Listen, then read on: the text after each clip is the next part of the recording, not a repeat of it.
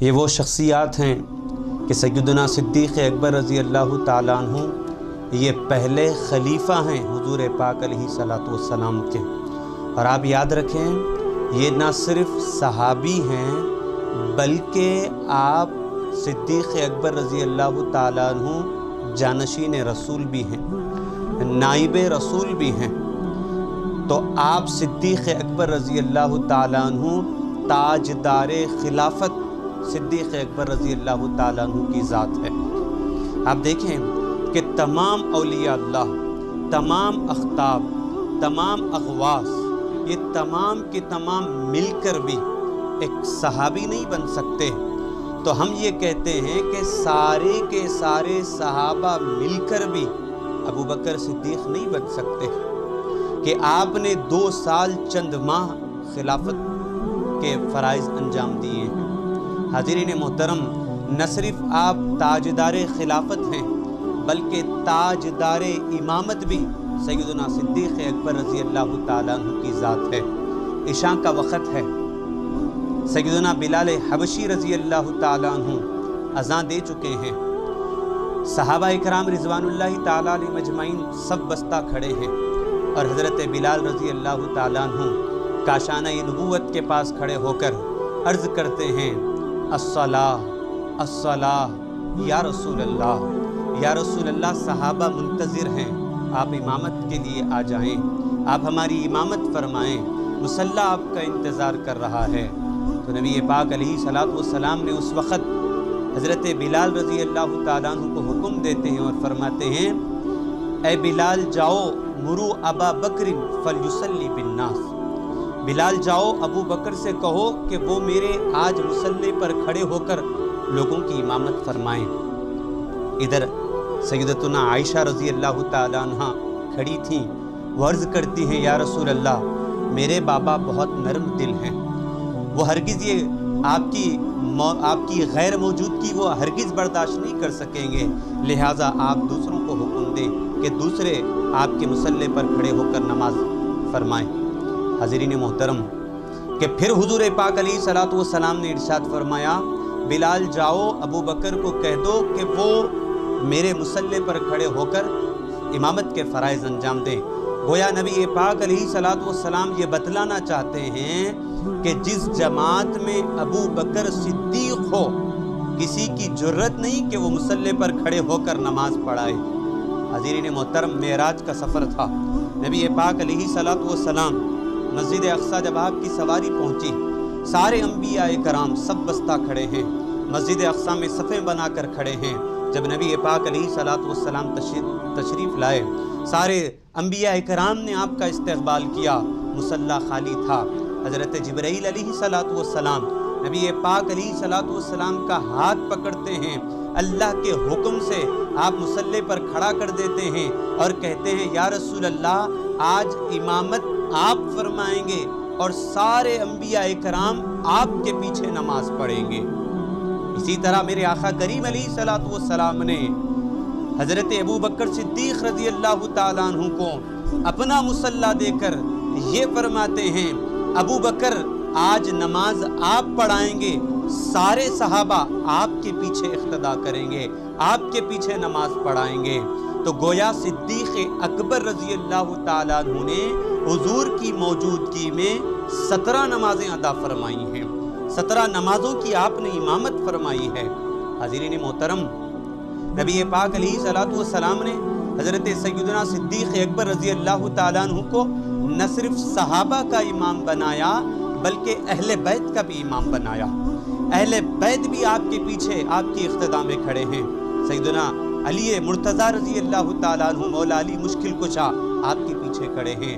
سیدنا عبداللہ ابن عباس رضی اللہ تعالیٰ عنہ، جلیل القدر، اہل بیت و اطہار کے جانشین، آپ کے پیچھے اقتدا کرتے ہوئے نظر آئے ہیں۔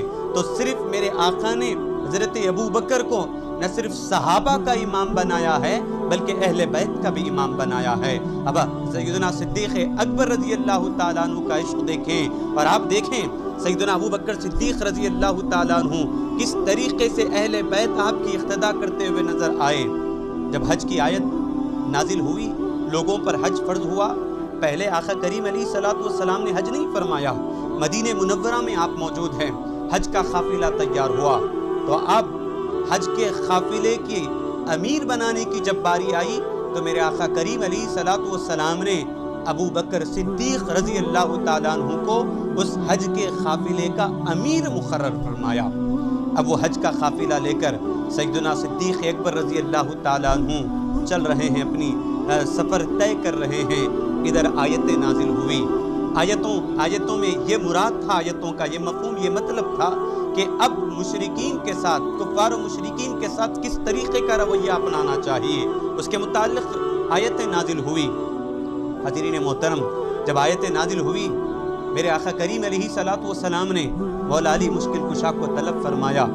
آپ حاضر خدمت ہوئے اور عرض کرتے ہیں یا رسول اللہ، لبیک یا رسول اللہ۔ میرے آقا کریم علیہ الصلوۃ والسلام نے وہ آیتوں کو حضرت علی مرتضیٰ رضی اللہ تعالیٰ عنہ کے سپرد کیا اور کہا، علی جاؤ یہ آیتیں ابو بکر کو سنا دو تاکہ وہ میدان عرفات میں سارے لوگوں کو یہ احکام بتا دیں، یہ میرے فرامین سنا دے سارے لوگوں کو۔ مولا علی مشکل کشا رضی اللہ تعالیٰ عنہ ان احکام کو لیتے ہیں اور میرے آقا نے کرم بالائے کرم یہ بھی فرمایا کہ اپنی سواری مولا علی مشکل کشا کو عطا فرما دی۔ اب مولا علی مشکل کشا نبی پاک علیہ الصلوۃ والسلام کی سواری پر بیٹھے ہیں اور سفر طے ہو رہا ہے۔ ادھر حضرت سیدنا صدیق اکبر رضی اللہ تعالیٰ عنہ مکہ سے ایک وادی کے قریب ٹھہرے ہوئے ہیں، اذان ہو چکی ہے، اقامت ہو چکی ہے۔ جیسے اقامت ہوئی سیدنا صدیق اکبر رضی اللہ تعالیٰ عنہ مصلی پر کھڑے ہیں نماز پڑھانے کے لیے، ابھی مصلی پر کھڑے ہیں، اتنے میں آواز سنتے ہیں اور کہتے ہیں یہ آواز تو آقا کریم علیہ الصلوۃ والسلام میرے محبوب کے اونٹنی کی آواز مجھے آ رہی ہے۔ پیچھے پلٹ کر لوگوں سے پوچھا کیا تم نے بھی یہ آواز کو سنا ہے؟ لوگوں نے کہا ہم نے بھی اونٹنی کی آواز کو سنا ہے۔ تو صدیق اکبر رضی اللہ تعالیٰ عنہ کو لاکھوں سلام، ہم غلامان مصطفیٰ صدیق اکبر رضی اللہ تعالیٰ عنہ کو لاکھوں سلام پیش کرتے ہیں۔ مصلی پر آپ کھڑے ہیں نماز ادا فرمانے کے لیے، لیکن جب سواری کی آواز سنتے ہیں، آقا کی اونٹنی کی آواز سنتے ہیں تو دوڑے چلے جاتے ہیں۔ اب جہاں سے آواز آ رہی تھی صدیق اکبر صفوں کو چیرتے ہوئے آگے بڑھتے ہیں۔ جیسے ہی آگے بڑھا تو دیکھا آپ نے کہ سواری تو مصطفیٰ کی ہے لیکن اس پر سوار مولا علی مشکل کشا ہیں، اس پر مولا علی مشکل کشا بیٹھے ہیں۔ تو میرے صدیق اکبر رضی اللہ تعالیٰ عنہ نے سیدنا علی مرتضیٰ رضی اللہ تعالیٰ عنہ سے پہلا سوال یہ فرمایا سلام کے بعد، کہا یا علی انت امیر او مامور، یا آپ امیر بنا کر بھیجے گئے ہیں یا مامور بنا کر بھیجے گئے ہیں؟ تو مولا علی مشکل کشا فرماتے ہیں ابو بکر امیر تو آپ ہی ہیں، میں مامور بنا کر بھیجا گیا ہوں۔ پھر مولا علی مشکل کشا فرماتے ہیں تم نے یہ سوال مجھ سے کیوں کیا؟ اب صدیق اکبر رضی اللہ تعالیٰ عنہ فرماتے ہیں اے علی اذان ہو چکی ہے، اقامت ہو چکی ہے، اگر آپ امیر بنا کر بھیجے گئے ہیں مصلی آپ کا انتظار کر رہا ہے، آپ نماز امامت فرمائیں، ہم آپ کے پیچھے اقتدا کرتے ہیں، اگر آپ مامور بنا کر بھیجے گئے ہیں تو مجھے اجازت دیں میں نماز پڑھا لوں۔ حاضرین محترم، اب آپ تاریخ اٹھا کر دیکھیں کہ سارا سفر حج مولا علی مشکل کشا رضی اللہ تعالیٰ عنہ نے ساری نمازیں ابو بکر صدیق رضی اللہ تعالیٰ عنہ کے امامت میں اقتدا فرمائی ہیں۔ حضرت سیدنا صدیق اکبر رضی اللہ تعالیٰ عنہ امامت فرما رہے ہیں، مولا علی مشکل کشا آپ کے پیچھے اقتدا میں کھڑے ہیں۔ تو نہ صرف میرے آقا کریم علیہ الصلوۃ والسلام نے صدیق اکبر کو صحابہ کا ہی امام نہیں بلکہ اہل بیت کا بھی امام بنایا ہے، اور تاجدار امامت صدیق اکبر ہے اور تاجدار صداقت صدیق اکبر ہیں۔ صدیق کا لقب میرے آقا کریم علیہ الصلوۃ والسلام نے ان کو عطا فرمایا۔ اور مولا علی مشکل کشا فرماتے ہیں کہ کہتے ہیں کہ جب کوئی میرے پاس آ کر کچھ حدیث بیان کرتا ہے تو میں اس پر قسم دلاتا ہوں کہ تو قسم کھا کر کہہ، تو یہ جو کہہ رہا ہے تو یہ قسم کھا کر کہ یہ سچ کہہ رہا ہے یا جھوٹ کہہ رہا ہے۔ تو مولا علی مشکل کشا باب العلم ہیں، جن کو میرے آقا نے فرمایا انا مدینۃ العلم وعلی بابها، علم کا دروازہ مولا علی مشکل کشا ہیں۔ وہ کہتے ہیں کہ اگر کوئی میرے سامنے حدیث بیان کرے میں اس پر قسم دلاتا ہوں اور پھر مولا علی مشکل کشائی فرماتے ہیں اگر صدیق اکبر حدیث بیان کرتے ہیں تو میں ان سے قسم نہیں لیتا بلکہ ان کی بات کو تصدیق کر لیتا ہوں، اس لیے کہ وہ تاجدار صداقت ہیں۔ حاضرین محترم، میں یہاں پر رک کر ایک بات یہ کہنا چاہتا ہوں کہ وہ مولا علی مشکل کشا کے پاس جب کوئی حدیث آتی ہے تو وہ قسم دلاتے ہیں۔ آج ہمارے پاس کتنی ایسی حدیثیں آتی ہیں سوشل میڈیا پر، فیس بک پر، واٹس ایپ پر۔ آپ یہ بات جانیں کہ فیس بک کے پیجز چلانے والے پورے کے پورے متقی نہیں ہوتے، بلکہ میں یہ کہتا ہوں کہ مسلمان کا لباس اوڑھ کر کئی لوگ ایسے ہیں کہ حدیث کو جھوٹ موٹ بیان کر کر لوگوں کے سامنے حدیثوں کو بیان کر رہے ہیں، اور ہمارے نوجوان اسی حدیث کو پڑھ کر اس پر یقین کر رہے ہیں۔ کیا آپ سچائی سے بتائیں کہ آپ کے پاس جب کوئی حدیث آئی کیا آپ نے اس کو قسم دلائی ہے؟ کیا آپ نے کبھی اس کو تفتیش کی ہے؟ کیا آپ نے اس کے بارے میں کبھی سرچ کیا ہے کہ ہاں اس کی حقیقت ہے یا کچھ یہ نقل بازی ہے؟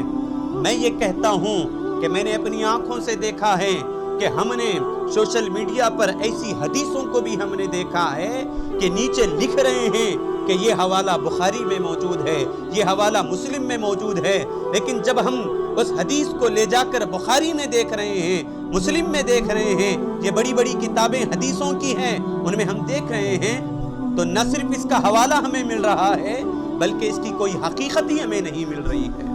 اللہ اکبر! تو ہم یہ کہتے ہیں کہ اسلام کا لبادہ اوڑھ کر کئی لوگ ایسے ہیں جو اسلام کو بدنام کرنے کی کوششیں کر رہے ہیں، تو توڑ مڑوڑ کر بعض حدیثیں پیش کی جا رہی ہے، لوگوں کو یہ بتایا جا رہا ہے کہ یہی حقیقت ہے۔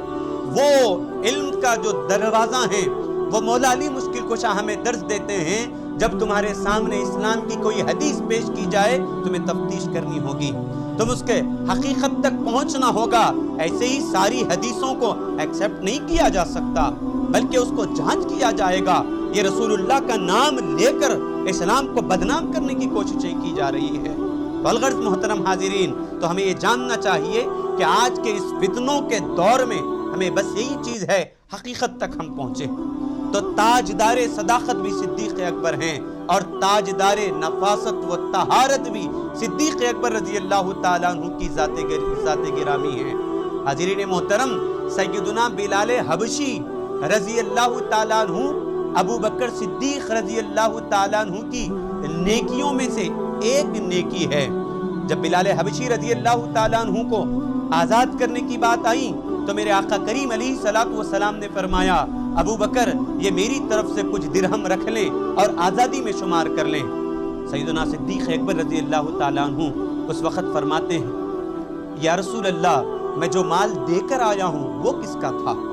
گویا آپ یہ بتلانا چاہ رہے ہیں یا رسول اللہ میرا مال بھی آپ کا ہے، میری ذات بھی آپ کی ہے، میرے بچے بھی آپ پر قربان ہیں، میری آل اولاد سارے آپ کے خادم ہیں۔ اسی لیے تو میرے آقا کریم علیہ الصلوۃ والسلام نے فرمایا جتنا مال مجھے ابو بکر کے مال نے مجھ کو جتنا فائدہ پہنچایا ہے، میں نے ہر ایک کا احسان پورا کیا ہے سوائے ابو بکر کے احسان کے، ان کا احسان میں حشر کے دن پورا کروں گا۔